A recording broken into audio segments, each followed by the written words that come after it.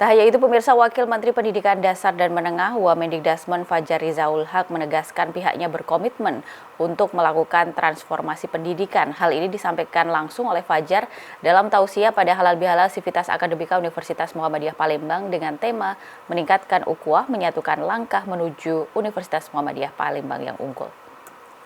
Intelijen sebagai mata pelajaran pilihan, ya. Mulai kelas 4. Wamendikdasmen Fajar mengatakan komitmen transformasi di dunia pendidikan dilakukan untuk mengatasi atau mengurangi ketimpangan mutu pendidikan. Sebab hasil data riset menunjukkan salah satu tantangan terbesar adalah soal mutu. Selain itu, transformasi pendidikan juga diharapkan dapat memangkas disparitas mutu pendidikan. Kenapa kami melakukan beberapa kebijakan yang baru di tahun ajaran ini, ajaran depan ini? Karena untuk mendorong proses transformasi pembelajaran supaya kita bisa mengatasi ketimpangan atau gap mutu.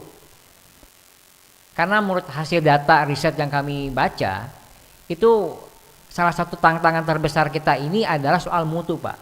Mungkin Bapak Ibu sudah paham itu. Kalau bicara akses pendidikan, alhamdulillah sudah hampir paripurna. Apalagi di level SD, udah hampir 98-90% aksesnya.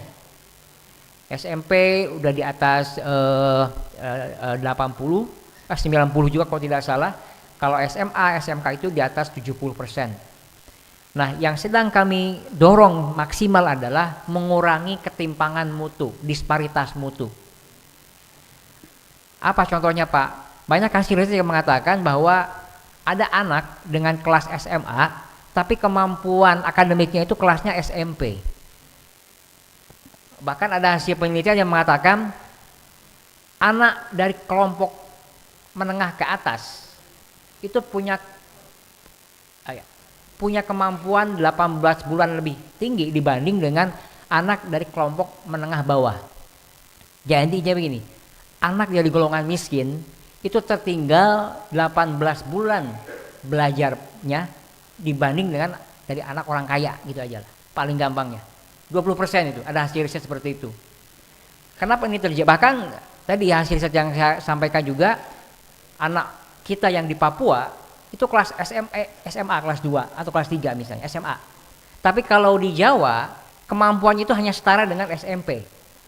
Inilah yang disebut dengan disparitas mutu, ada gap yang luar biasa. Proses transformasi pembelajaran supaya kita bisa. Fajar juga mengungkapkan permasalahan terkait disparitas mutu. Di antaranya adalah tata kelola guru dan kebijakan pendidikan. Oleh karena itu, Fajar mengatakan Kemendikdasmen berkomitmen melakukan transformasi pendidikan untuk mengejar ketertinggalan anak-anak yang tertinggal secara proses pembelajarannya. Proses pendidikan alhamdulillah sudah hampir problemnya sangat struktural sebenarnya. Kalau memang saya salah satunya ya, tentu juga soal tata kelola guru ya. Kemudian soal kebijakan pendidikan yang harus kita perbaiki. Nah, kami berkomitmen untuk melakukan transformasi pendidikan. Salah satu tujuannya untuk mengejar ketertinggalan anak-anak kita yang tadi tertinggal secara proses pembelajarannya. Dan itu menjadi tanggung jawab kami. Harapannya ketika mereka masuk ke perguruan tinggi, misalnya ke UMP gitu, itu mereka sudah punya kompetensi minimal untuk jadi mahasiswa. Bulan yang lalu saya bertemu dengan teman-teman alumni saya di UMS di Universitas Muhammadiyah Solo. Dia dosen di Fakultas Teknik. Terus cerita kepada saya, "Mas, saya dosen di Fakultas Teknik, ngajar mahasiswa semester 3. Terus saya tanya soal matematika. Matematika ini levelnya SD sebenarnya. Dia nggak bisa jawab. Terus ditanya, kenapa kamu nggak bisa jawab? Padahal ini pelajaran SD loh. Jawabannya gampang. Lupa Pak katanya. Nah, jadi hemat saya kasus semacam ini nggak 1-2. Mungkin Bapak Ibu dosen ini yang ada paham di sini bisa ngetes gitu ya. Yang harusnya kemampuan mereka ini melewati batas minimal gitu, ternyata masih di bawah standar gitu. Kenapa ini bisa terjadi? Karena tadi itu Bu, ada disparitas mutu.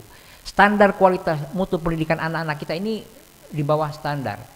Paling gampang adalah lihat saja hasil ranking PISA di OECD kita. Ranking PISA kita ini di bawah standar nasional, bawah standar dunia maksud saya. Dan itu udah berlangsung hampir 20 tahun Bapak Ibu. Bahkan oleh karena kita tertinggal PISA, selama 20 tahun nggak ada kemajuan. Ada yang mengatakan kalau kita ingin mengejar ketertinggalan untuk sampai pada level rata-rata bisa secara global itu butuh waktu puluhan tahun. Ada yang bilang 20 tahun, bahkan ada yang bilang 40 tahun. Nah, hal begini nggak bisa diselesaikan dengan cara yang biasa-biasa saja. Butuh yang namanya tindakan out of the box, terobosan. Butuh transformasi besar. Nah, di bawah kepemimpinan Mas Abdul Muti, Menteri Pendidikan Dasar dan Menengah, beliau sedang melakukan beberapa transformasi besar di dunia pendidikan.